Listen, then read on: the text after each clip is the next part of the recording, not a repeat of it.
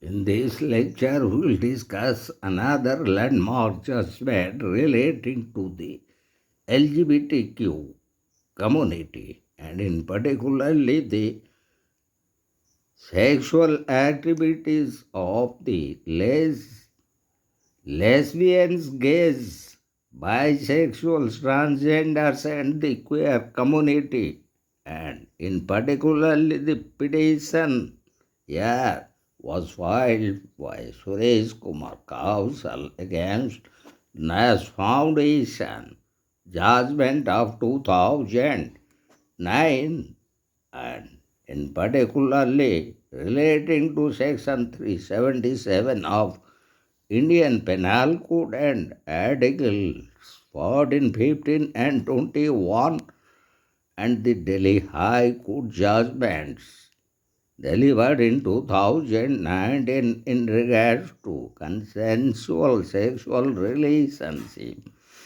as section 377 of Indian Penal Code consider this as unnatural offences.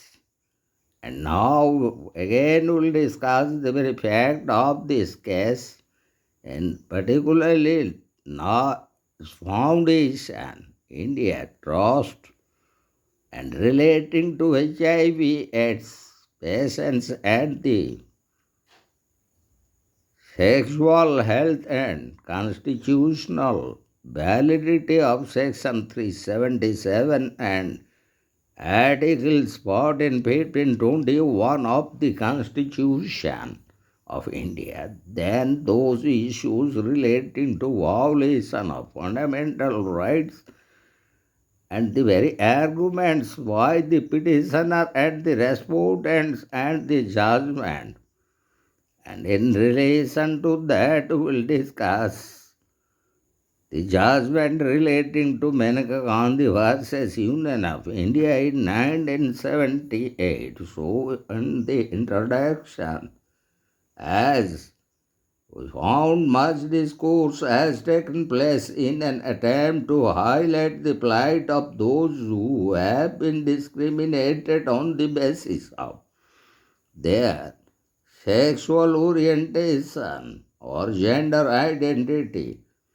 The Supreme Court's judgment to overrule the well-reasoned Delhi High Court judgment in Naz Foundation versus Government of National Capital Territory of Delhi has evoked a bitter response from the all corners due to its failure in upholding the interest of the LGBT community. The court in Suresh Kaushal versus Naz Foundation held that Section 377 does not suffer from any constitutional infirmity and in effect criminalized homosexuality once again. There. So, in the very introduction, we would like to discuss the views expressed by a great political philosopher T.H. Green, who said it is the business of the state to maintain conditions without which a free exercise of the human faculties is impossible. The Indian Constitution is first and foremost a social document. Fundamental rights under Part 3 and directive principles of state policy under Part 4 of the Constitution. At the conscience of the Indian Constitution, as pointed out by another great political scientist, Granville Austin, in his book The Indian Constitution, the cornerstone of a nation. The fundamental rights are in general those rights of citizens or those negative obligations on the part of the state not to encroach on individual liberty. The idea of fundamental rights was first conceptualized in the Bill of Rights of the American Constitution in 1789 and has been adopted into the Indian Constitution when it came into effect in 1950. The state, in addition to obeying the Constitution's negative orders not to interfere with the liberties of the citizens, must satisfy its commitment to ensure that the rights of the citizens are not being infringed by the state. Article 14, Article 15, and Article 21 shall be dealt with this case, which envisages equality, anti-discrimination, or non-discrimination on the grounds of sex and life and personal liberty as provided under Article 21 of the Constitution.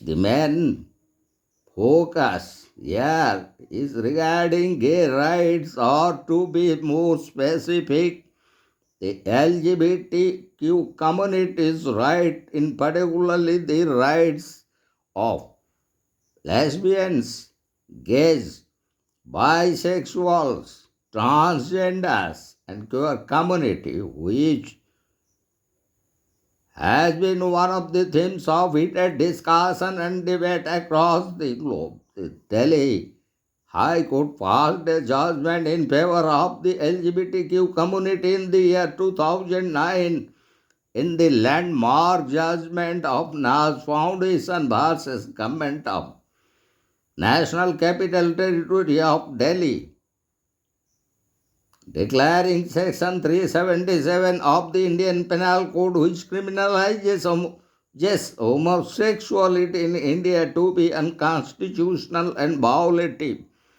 of the provisions of Article 14, 15, and 21. To read down with this section, 377, allowing consensual sexual activity between two homosexuals above 18 years of age.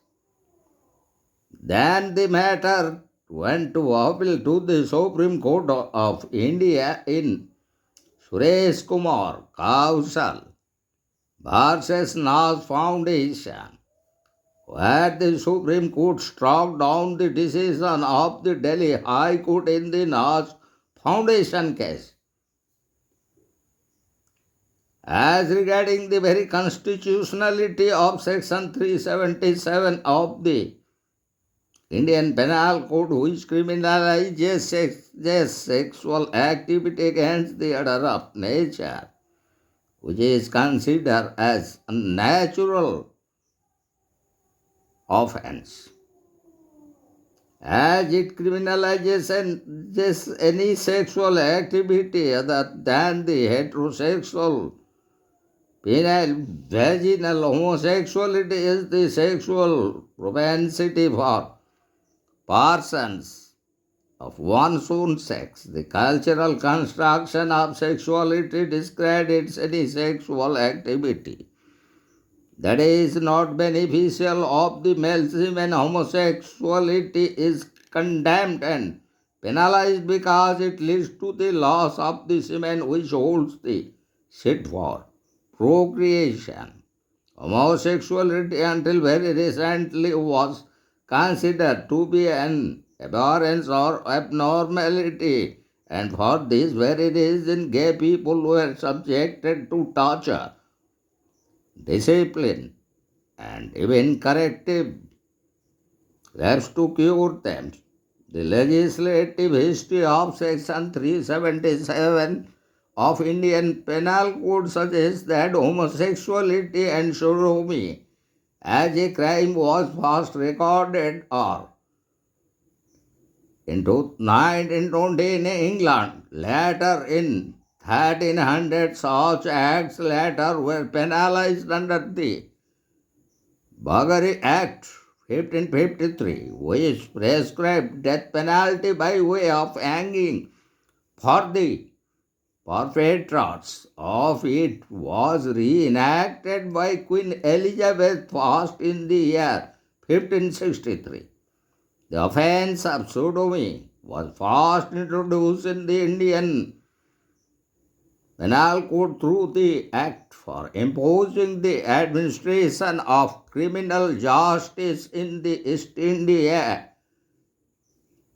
Company in 1837. A draft penal code was prepared where clauses 361 and 362 dealt with unnatural sexual offences which were later incorporated into Section 377 as part of the Indian Penal Code under offences with respect to human body and under a separate heading of natural offences.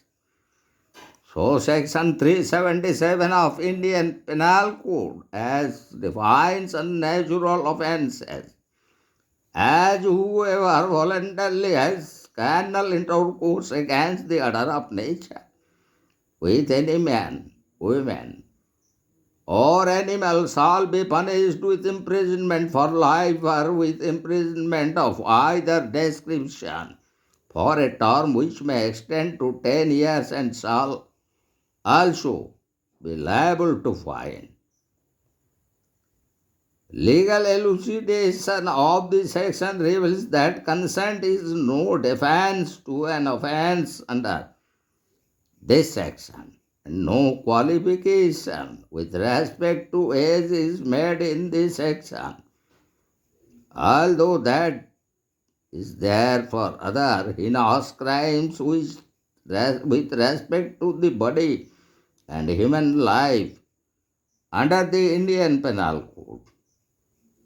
And as regarding the very facts of the case, the Naz Foundation India Trust is a New Delhi-based NGO that has been working on HIV or AIDS and sexual health from 1994 onwards.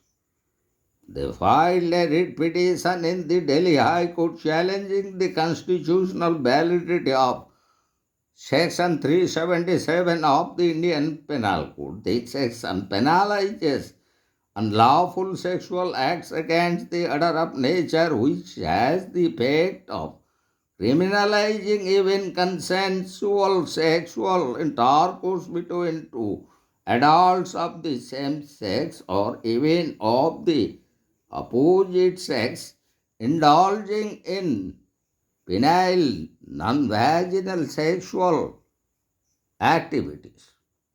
The petitioner contended that Section 377 of Indian Penal Code encroached upon Article 14, Article 15, Article 19 and Article 21 of the Constitution of India, and also that the very section not to criminalize consensual non-vaginal sex between two consenting adults of the same sex.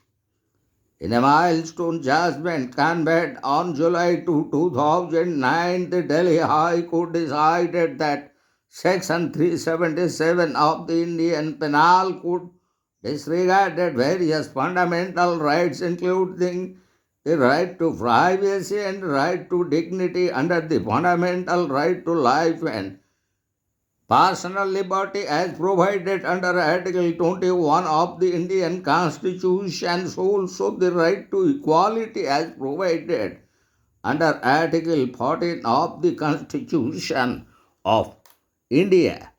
And it also expresses another important expression that it also forbidden of separation on grounds of sex as it was provided under Article 15 regarding non-discrimination on the ground of sex. The said decision was appealed against in the Supreme Court of India in the Suresh Kumar Kaushal vs. Naz Foundation case. And it was held that the Delhi High Court was wrong in its findings and was also wrong in reading down the very section 377 to allow consensual homosexual activities between two adults of the same sex.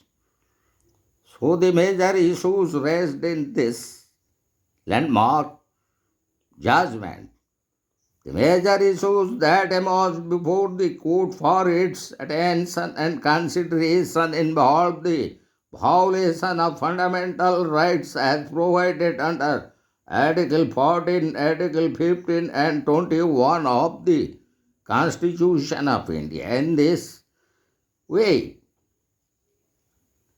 the question and the issues raised before the apex court whether Section 377 violates any of the provisions of the Part 3 of the Constitution of India, which consist fundamental rights, and therefore whether it is constitutionally valid or not. Further, whether Section 377 insofar it criminalizes consensual sexual activity of two adults of the same sex in private is violating Article 21, which provides right to life and personal liberty as guaranteed under the Constitution of India. So the very arguments in Naz Foundation case is an national emphasis on vision of India's founding fathers to build an inclusive and tolerant republic. The decision is a reminder that the Indian Constitution is a vibrant living document and its wide insurances must be alterably translated to include new circumstances and tests. It was argued by the respondents that Section 377 of IPC is based on traditional Christian moral and ethical standards and is being used to legitimize discrimination against sexual minorities as such the LGBTQ community. They also contended that the section is detrimental to people's lives and public health because of its direct impact on the lives of the homosexuals and serves as a weapon for police abuse. It was further argued by the respondents that Section 377 of Indian Penal Code insofar as it criminalizes consensual sexual activities between two adults of the same sex and heterosexual penile non-vaginal sexual intercourse between consenting adults is violative of Articles 14, Article 15 and 21 of Indian Constitution. With regard to the first issue, the petitioners argued that Section 377 on the face of it does not mention or classify any particular group or gender, hence it is not violative of Article 14, Article 15 and 21 of the Constitution of India. The court accepted their arguments and held that Section 377 is not violative of Article 14, 15 and 21 and that carnal intercourse as intended and defined by the petitioners to mean unnatural lust to be punished. Justice Singhvi, in his expression, said that Section 377 is pre-constitutional legislation, and if it were violative of any of the rights guaranteed under Part 3 of the Constitution, then the Parliament would have noticed the same and repealed this section long ago. Based on this reasoning, He declared the section to be constitutionally valid.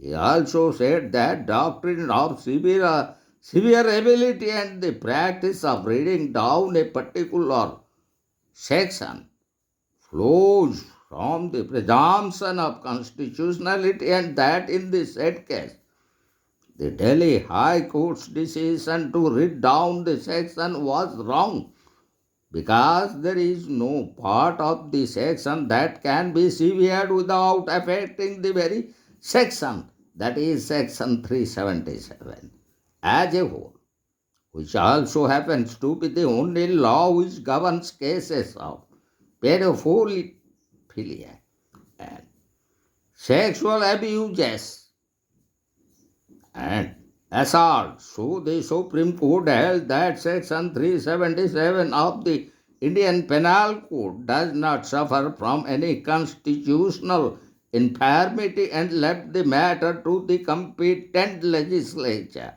to consider the desirability and legitimacy of deleting the section from the statute book or altering the same to allow consensual sexual activity between two adults of the same sex in private. Article 21 guarantees of the right to life and personal liberty.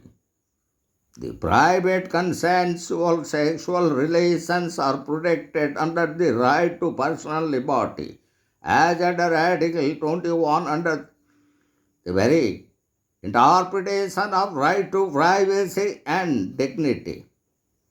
While considering the issue of Article 21, the High Court's case knows the broadened extent of the right to life and personal liberty, which also incorporates right to protection of one's dignity, autonomy, and privacy.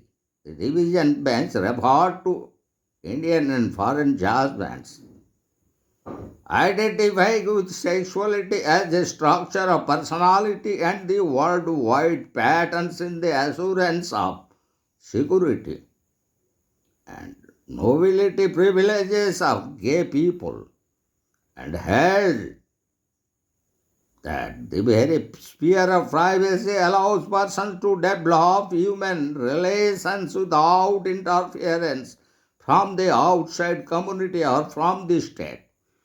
The exercise of autonomy enables an individual to attain fulfillment, growth in self-esteem, build relationship of his or her own choice, and fulfill all legitimate goals that he or she may set in the Indian Constitution.